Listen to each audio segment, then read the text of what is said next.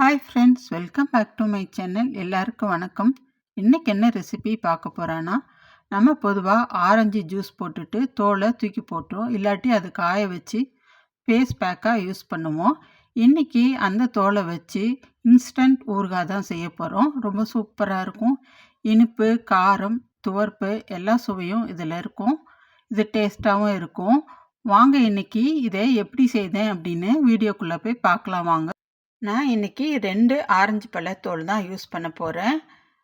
நல்ல பழுத்த ஆரஞ்சாக எடுத்துக்கோங்க, கழுவி எடுத்துக்கோங்க சுத்தமாக. இதுலேயே சின்ன சைஸ் ஆரஞ்சும் கிடைக்கும், அதுலேயே பழுத்தது இருந்தாலும் எடுத்துக்கலாம். இப்போ இதோட மேல் தோலை எடுத்துக்கோங்க. எடுத்துட்டு உள்ளே இருக்கிற இந்த நார் பகுதியை அதெல்லாம் கையை வச்சு நல்லா பிச்சு எடுத்துக்கோங்க. நீட்டிகிட்டு இருக்கிறதையெல்லாம் எடுத்துட்டுருங்க. இப்போ நம்ம இதை மறுபடியும் ஒரு தாட்டி தண்ணியில் அலசி எடுத்துக்கிடுவோம். இப்போ இதை பொடியாக நறுக்கிக்கிறலாம். ரொம்ப பொடியாகவும் நறுக்க வேணாம், மெல்லிசாக நறுக்கிக்கோங்க நீல வாக்கில். உங்களுக்கு இதில் பொடியாக நறுக்க வரலன்னா நீங்கள் கேரட் சீவுறதில் வச்சு ஆரஞ்சு முழுசாக இருக்கும் போதே உரிக்காததுக்கு முந்தையே அதில் சீவி எடுத்துக்கோங்க. இப்போ நான் எல்லாம் நீல வாக்கில் மெல்லிசாக நறுக்கி எடுத்துட்டேன்.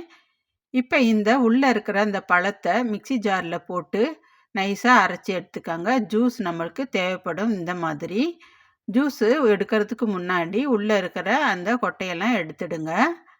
இப்போ ஸ்டவ்வும் ஆன் பண்ணிக்கோங்க. ஒரு பாத்திரத்தை அடுப்பில் வச்சு எண்ணெய் ஊற்றிக்கோங்க. எண்ணெய் நல்லா காஞ்சதும் கடுகு சேர்த்துக்கோங்க. கடுகு நல்லா பொரிஞ்சிடணும். இப்போ ஒரு 4 காஞ்ச மிளகாய் உள்ளே இருக்க விதையெல்லாம் நீக்கிட்டு அதையும் இதோடு சேர்த்துக்கோங்க. உங்களுக்கு காரம் எவ்வளோ தேவையோ அந்த அளவுக்கு சேர்த்துக்கோங்க. இப்போ நறுக்கி வச்சுருக்க ஆரஞ்சு தோலை இதோட சேர்த்துக்கோங்க. சேர்த்துட்டு இந்த எண்ணெயில் லேசாக வதக்கி விடணும். சிம்மிலேயே வச்சு வதக்குங்க. நம்ம இதுக்கு தண்ணியெல்லாம் சேர்க்கக்கூடாது, இந்த எண்ணெயிலேயே முதல்ல வதக்கிடுங்க. இப்போ தேவையான அளவுக்கு உப்பு சேர்த்துக்கோங்க. உப்பு சேர்த்துட்டு மறுபடியும் மிக்ஸ் பண்ணி விட்டுருங்க.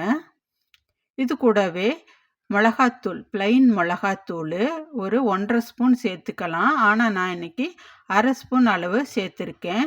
முதல்லையே இஞ்சி திருவி வச்சுக்கோங்க கொஞ்சம் போல், அதையும் இதோடு சேர்த்துட்டு நல்லா மிக்ஸ் பண்ணி விட்டுருங்க.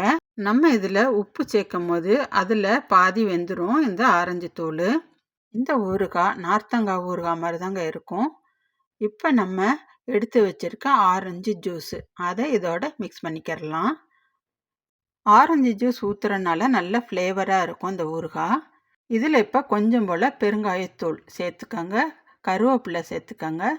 சேர்த்துட்டு நல்லா மிக்ஸ் பண்ணி விட்டுருங்க. எண்ணெயெல்லாம் தனியாக பிரிஞ்சு வந்துடணும். இதுக்கப்புறமா ஸ்டவ்வை ஆஃப் பண்ணி விட்டுருங்க.